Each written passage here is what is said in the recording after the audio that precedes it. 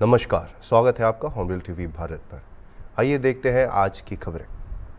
राम मंदिर उद्घाटन के बाद पहली बारिश से सामने आया है अयोध्या का असली हाल।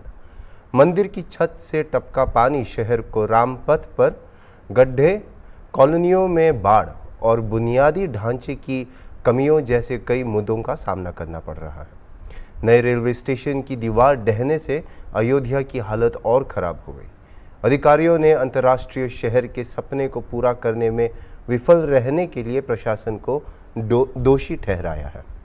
बारिश के कारण आई बाढ़ ने पूरे शहर को प्रभावित किया है, जिसमें 13 किलोमीटर लंबे रामपथ पर जलमग्न सड़कें और गड्ढे भी शामिल थे। अयोध्या को शुरुआती मानसून की बारिश से जूझना पड़ रहा है, जिससे मुख्यमंत्री की विकास परियोजनाओं में देरी हुई है।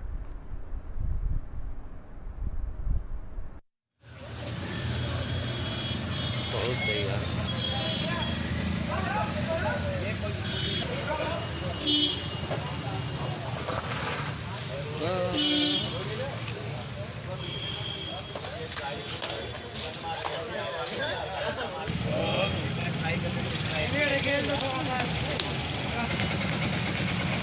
भैया और गाड़ी उलट जाएगी भैया, उलट जाएगी, उलट जाएगी, उलट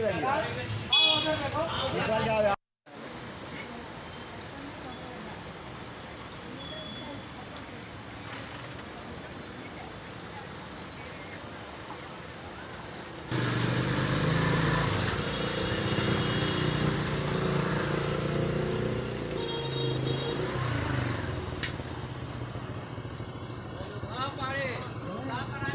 चौक क्षेत्र का मामला आ गया। क्या हुआ था? ये रोड मरम्मत को चल रहा था। रोड की मरम्मत ठीक से न करने के कारण एक गाड़ी इसमें गिरी और गाड़ी बुरी तरह क्षतिग्रस्त हो गई है। ये नगर निगम के कार्यों की पोल है, देख लीजिए इसको। रात से बरसात हो रही है। रात से बारिश हो रही है, पहली बारिश के ये हाल है। पूरे शहर में ऐसा है? पूरे पूरे शहर के यही हाल है, हर तरफ गड्ढे खोदे जा रहे हैं। गाड़ी में कोई घायल तो नहीं हुआ? नहीं, घायल कोई नहीं हुआ, गाड़ी बुरी तरह क्षतिग्रस्त हो गई है। कहाँ, कौन क्षेत्र है ये? चौक क्षेत्र है ये, सब्जी मंडी। क्या नाम आपका है? नितिन। आप चाहते क्या है फिर आप लोग? कार्यों को ठीक से कराया जाए। हाँ। जी, इस तरह के कार्य न कराए जाएंगे, आगे फिर से ऐसी समस्याएं आए। बोले तो हमारे पे 4 फुट पानी भरा हुआ था। हमने वहाँ पे शिकायत इसमें किया कि अतिक्रमण आगे है, आप उसको उसमें अतिक्रमण हटा दीजिए। अतिक्रमण हटा दिए, सबको सुख होगा, किसी के पानी अंदर जाएगा ही नहीं। ये पहली बार ऐसा हुआ कि हमारा 3-4 लाख रुपए का नुकसान हो गया, हमारे सारे काउंटर जल के वो हो गए। उसका अतिक्रमण हमारे पश्चिम तरफ जो है कि रिलायंस चैन के यहीं शुरू से हमारे यहाँ उसमें लगा हुआ, हमारे बगल में ट्रांसफार्मर, इसके बगल में नाले के पूरा यहाँ से वहाँ तक अतिक्रमण है। तो पहली बार ऐसा हुआ? ये पहली बार ऐसा हुआ। रामपथ के बगल में? रामपथ के बगल में तो तिरुपति। अवगत नहीं करा? अवगत को इतने पानी भर जाता था, ऐसा पहली बार हुआ है। पहली बार ऐसा हुआ। हम चाहते हैं कि इसमें अतिक्रमण आगे से हट जाए, पूरा नाला साफ हो जाए, ताकि इस तरह से फिर हमें दिक्कत ना हो, फिर हमारी दुकानदारी ना खराब। हमारी यही रोजी रोटी है और कोई हमारा तो कोई काम है नहीं। कौन सी दुकान आपकी है? मधुर मिलन नगर निगम के सामने दुकान आपकी है? पुरानी हमारी 98 की खुली दुकान। रामलला के मुख्य पुजारी सत्येंद्र दास ने मंदिर निर्माण को लेकर खुलासा किया है। सत्येंद्र दास ने ये कहा कि पहली ही बारिश में मंदिर की छत से पानी चूने लगा है और मंदिर के भीतर पानी भर गया, जिसे निकालने का भी कोई तरीका नहीं है। मंदिर बन गए हैं जहां रामलला विराजमान हैं, और जो आगे भी जगह बनी है उसमें एक ही पहली वर्षा में ही पानी चूने लगा, अंदर पानी भर गया था। इस पर ध्यान देना चाहिए कि जो बना है उसमें कौन सी कमी रह गई है जिसके कारण से पानी चू रहा है। इस पर जो बना है उस पर भी ध्यान देना चाहिए और ये बहुत जरूरी है। पानी वगैरह भी नहीं निकल पा रहा है? पानी निकलने का जगह नहीं है और कल तक पानी ऊपर से चूता भी है। ये समस्या जो है इसका समाधान पहले आजे कल में सोच करके उसको निश्चित कर लें, नहीं तो वर्षा जब शुरू होगी तो वहाँ पूजा अर्चना और कालता दर्शन और सब बंद। वलसाड शहर में स्थानीय अपराध शाखा पुलिस ने डकैती और चोरी की घटना में शामिल 6 संदिग्धों को पकड़ा और गिरफ्तार किया है। तलाशी अभियान के दौरान घातक हथियारों और चोरी के औजारों के साथ 6,40,506 मूल्य के विभिन्न सोने के गहने जब्त किए गए। आरोपी राजस्थान स्थित एक गिरोह से जुड़े हुए हैं, जिनके पास गुजरात में चोरी की कई घटनाएं दर्ज हैं। यह कार्रवाई वलसाड स्थानीय अपराध शाखा पुलिस द्वारा की गई।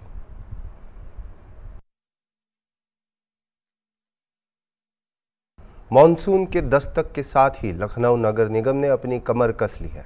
साफ सफाई की व्यवस्थाओं को लेकर लगातार नगर आयुक्त के द्वारा बैठकें करके अधिकारियों को निर्देश दिए जा रहे हैं कि नाले और नालियों पर विशेष तौर पर ध्यान दें। किसी भी एरिया पर जल भराव नहीं होना चाहिए। साथ ही लगातार सभी अधिकारियों के द्वारा साफ सफाई कराई जा रही है। इसी मुद्दे पर नगर आयुक्त का कहना है कि नगर निगम ने अपनी तैयारियां पूरी कर ली है और सभी अधिकारी लगातार काम कर रहे हैं। जो बड़े बड़े नाले हैं उनकी विशेष तौर पर सफाई करने का और ध्यान देने का आदेश दिया गया है। नाले पर बने अतिक्रमण को भी हटाने के आदेश दे दिए गए हैं। उसकी वजह से सफाई होने में काफ़ी दिक्कतें होती थी, इसलिए अतिक्रमण कई जगह से हटाए गए हैं। बरसात में जो है नगर निगम में के द्वारा जो हमारे 3 तरह के बेसिकली कैटेगरीशन है। एक हमारे बड़े नाले हैं जो मतलब जो पूरा मेजर ड्रेन का पार्ट बनते हैं, जिसको हमारी वर्कशॉप, जिसको आरआर भी कहते हैं, वो साफ़ कराती है, जिसमें पोकलैंड से लेके मैनुअल लेबर लेके हम लोग साफ़ करते हैं। वो हमने कंप्लीट करा लिया, लेकिन उसमें भी अभी 5% का गैप आया है।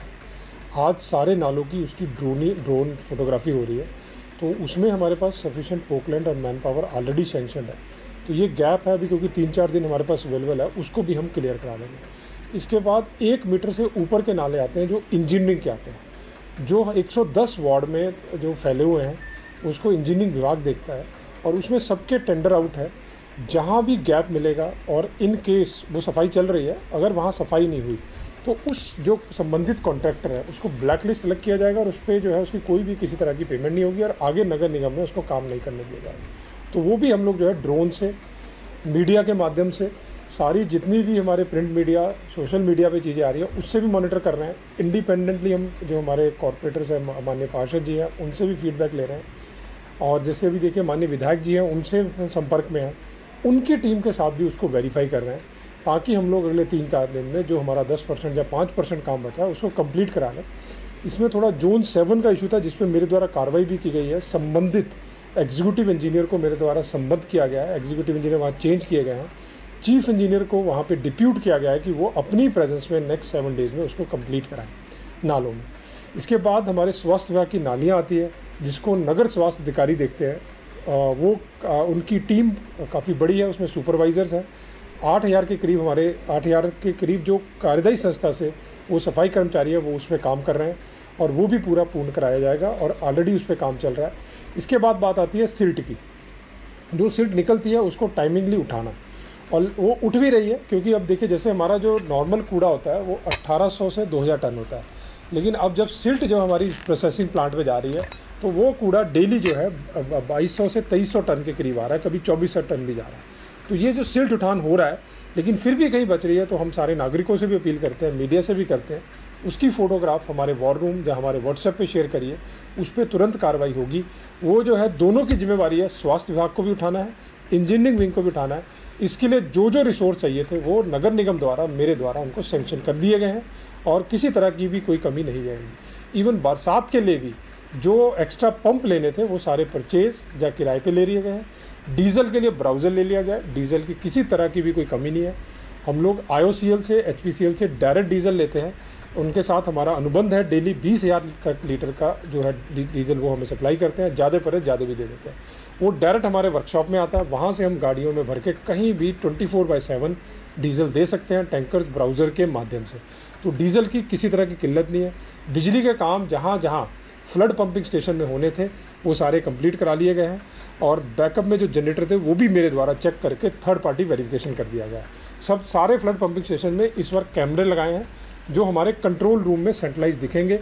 तो ये भी नहीं रहेगा कि जो ऑपरेटर है वहाँ पहुँचा नहीं पहुँचा, वहाँ पे वो जाएगा 24/7 उसको ऑपरेट करेगा। तो 47 फ्लड पंपिंग स्टेशन पानी को पंप करके जो है हमारे गोमती नदी में लाते हैं बरसात के दौरान, क्योंकि पानी जो आता है रेन वाटर उसी के लिए वो लगते हैं। इसके साथ साथ जो हमारे पंप हम टेम्परेरी लगाते हैं वो भी सारे ओवरहाल करके जोन्स में भेज दिए गए हैं, एक्स्ट्रा पंप खरीद के भी भेजे गए हैं हमारे द्वारा। तो और इसके साथ साथ जो हमने जो है जहाँ जहाँ पे भी नाले निर्माण हो रहा था उसको भी कंप्लीट कराने के लिए हमने काम किया है। तो ये फ्लड को लेके जो काम है नगर निगम द्वारा किए गए हैं।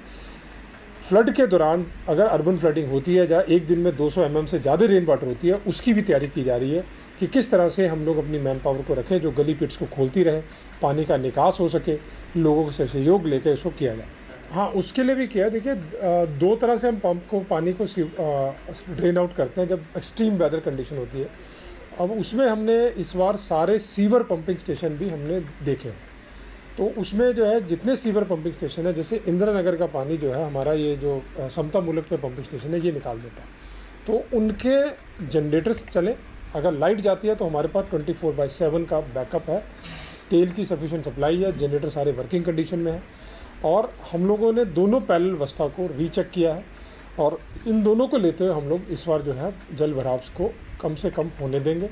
और इसके साथ साथ जहाँ भी कहीं इंक्रोचमेंट है वो अगर कारण बनता है, और हम तो वैसे अभी हटा रहे हैं, फिर भी अगर बाढ़ के दौरान दिखता है कि इसके कारण पानी नहीं निकल रहा है, तो हम लोग जो हमारे एक्ट में पावर है, नगर एक्ट को पावर है, उसको यूज़ करते हुए उस इंक्रोचमेंट को हटा के हम क्लियर करेंगे।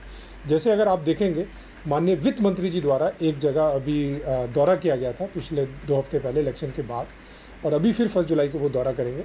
तो उन्होंने एक नाले का सर्वे किया था, ये जेसी बोस बाढ़ के आसपास की बात है। वहाँ पे एक टॉयलेट बना हुआ था जो अतिक्रमण था, तो वो सर ने निर्देश दिए थे कि उसको हटा दिया जाए। तो हमने उस इंक्रोचमेंट को हटाया और वो नाला पहली बार पूरा साफ़ हुआ है। तो इस तरह के इंक्रोचमेंट कहीं भी है, चाहे वो हैदर कनाल में है, चाहे वो कुकरेल में है, जो ड्रेन के ऊपर ही बन गए हैं, तो उसको हम लोग हटाएंगे ताकि हमारे पानी की निकासी ज़्यादा से ज़्यादा हो सके। राजधानी लखनऊ में नगर निगम ने बारिश से पहले अपनी कमर कस ली है सफाई व्यवस्था को लेकर। चाहे नाली की बात करें, क्योंकि जहां पर नाली और नाला जहां पर जल भराव हो जाता है, जिसकी वजह से जो वहां पर गाड़ियां नहीं जा पाती हैं, इसी को लेकर नगर निगम ने कमर कस ली। आपको जरा कैमरामैन से कहेंगे तस्वीरें पैन करके दिखाएं। नई नई गाड़ियाँ आई हैं जेसीबी, जो इनके थ्रू जो गलियों में जल भराव हो जाता है नालियों में, जिसकी वजह से पानी नहीं निकल पाता है। और नई नई गाड़ियों से मंगाकर अब देखना होगा बारिश से पहले जो साफ़ सफाई की नाले की व्यवस्था है वो साफ़ हो पाती है या नहीं, क्योंकि गाड़ियाँ तो आई हैं नाले साफ करने के लिए, लेकिन जो तस्वीरें होंगी बारिश में, जब बारिश होगी जहां पर जल भराव होगा, उससे पहले ये साफ़ सफाई व्यवस्था को देखते हुए, मद्देनज़र देखते हुए ये साफ़ करना है। अब हकीकत तस्वीरें को जब सामने आएंगी बारिश के बाद, वो क्या कुछ होंगी वो तो देखने वाली तस्वीरें बयां करेंगी। वीडियो जर्नलिस्ट अनिल सैनी के साथ निहाल पांडे, हॉर्नबिल टीवी लखनऊ। अरावली जिले के साकरिया में आज शाला प्रवेश उत्सव एवं बालिका शिक्षा कार्यक्रम का आयोजन किया गया, जब राज्य सरकार का शिक्षा विभाग प्राथमिक विद्यालयों में पढ़ने वाले विद्यार्थियों को प्रोत्साहित करने और अध्ययन के स्तर को बढ़ाने के लिए शैक्षणिक सत्र की शुरुआत के बाद शाला प्रवेश उत्सव का आयोजन करता है। अरावली जिले में आज से 3 दिनों के लिए विद्यालय प्रवेश उत्सव एवं बालिका शिक्षा कार्यक्रम की शुरुआत की गई, जिसमें पहला जिला स्तरीय कार्यक्रम मोडासा के सकरिया गांव के पीएम श्री प्राथमिक स्कूल में आयोजित किया गया, जिसमें गुजरात राज्य सर्व शिक्षा अभियान के परियोजना निदेशक रतन कुंवरबा गढ़वी उपस्थित रहे मुख्य अधिकारी के रूप में। रसायणों हानिकारक विकिरणों कारणे गंभीर આવી શકે ન હોય આવી છે સરસ ગુડ બેટા અને પંચાંગ આજના કન્યા કેળવણી મહોત્સવ અને શાળા પ્રવેશોત્સવ પ્રસંગે અરવલ્લી જિલ્લા કક્ષાના પ્રથમ કાર્યક્રમમાં ઉપસ્થિત પ્રેમ કર્યો તો આ પ્રસંગે આપણે ગાંધી પ્રેમી ખાદી રૂમાલ અને પુસ્તક અર્પણ કરી સ્વાગત કરીશું। જવાનો ये તમારા માટે આજે અવસરમાં પરિણમ્યો છે અને આજે શહેરમાંથી 95 જેટલા બાળકો મોડાસા શહેરથી અત્રે શાળામાં આવી રહ્યા છે।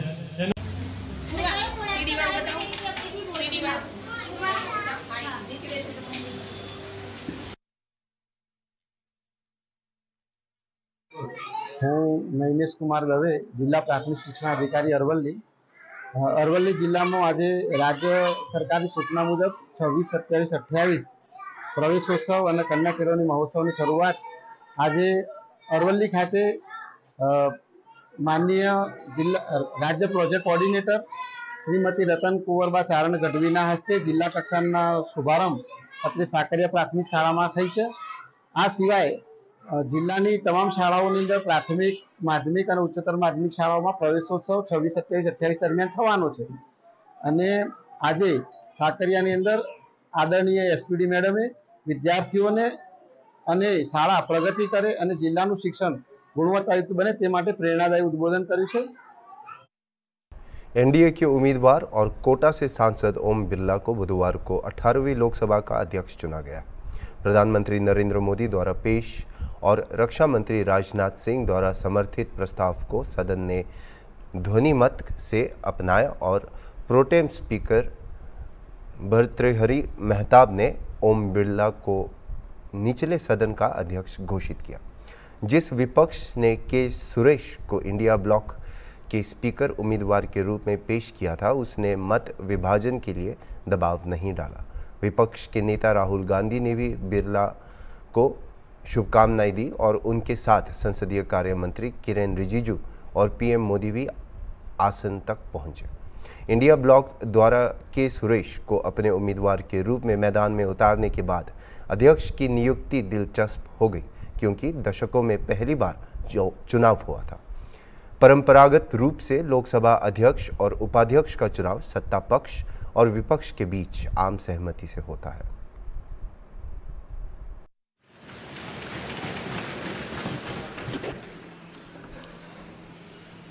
आदरणीय अध्यक्ष महोदय,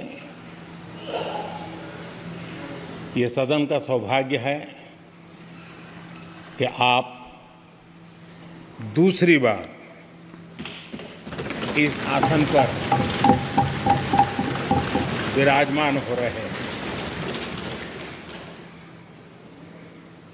आपको और इस पूरे सदन को मेरी तरफ से मैं बहुत बहुत बधाई देता हूं। Speaker sir, I'd like to congratulate you for your successful election. For the second time that you have been elected, I'd like to congratulate you on behalf of the entire opposition, on behalf of the India Alliance. Speaker sir, this House represents the voice of India's people. And you, Speaker sir, are the final arbiter of that voice. Of course, the government has political power, but the opposition also represents the voice of India's people. And this time, the opposition represents significantly more voice of the Indian people than it did last time. Speaker sir, the opposition would like to assist you in doing your work. We would like the House to function often and well. Speaker sir, it is very important that cooperation happens on the basis of trust. It is very important that the voice of the opposition is allowed to be represented in this House. Short circuit से एक दुकान में आग लगने से लाखों रुपए का पान मसाला जलकर नष्ट हो गया। राहगीरी ने आग देखकर दुकान मालिक को सूचना दी। स्थानीय पुलिस और फायर ब्रिगेड की टीम ने तुरंत पहुंचकर आग पर काबू पाया, लेकिन तब तक काफ़ी नुकसान हो चुका था। औरैया के गौशाला रोड इलाके में स्थित यह दुकान योगेश कुमार गुप्ता की थी, जिन्हें लाले के नाम से जाना जाता था, जो रजनीगंधा पान मसाला एजेंसी चलाते थे।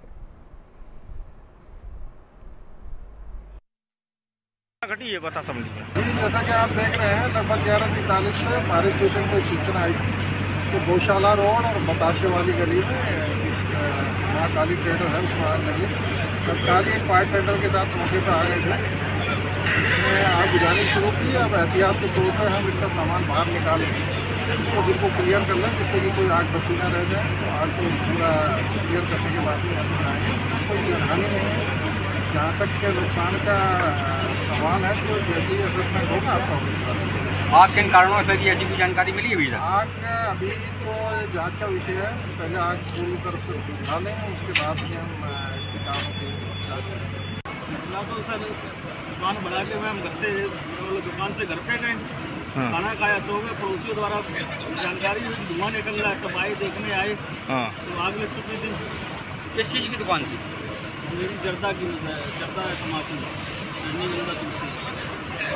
क्या फुटकर होलसेलर है? होलसेल एजेंसी का। अच्छा, लगभग कितने का नुकसान होगा?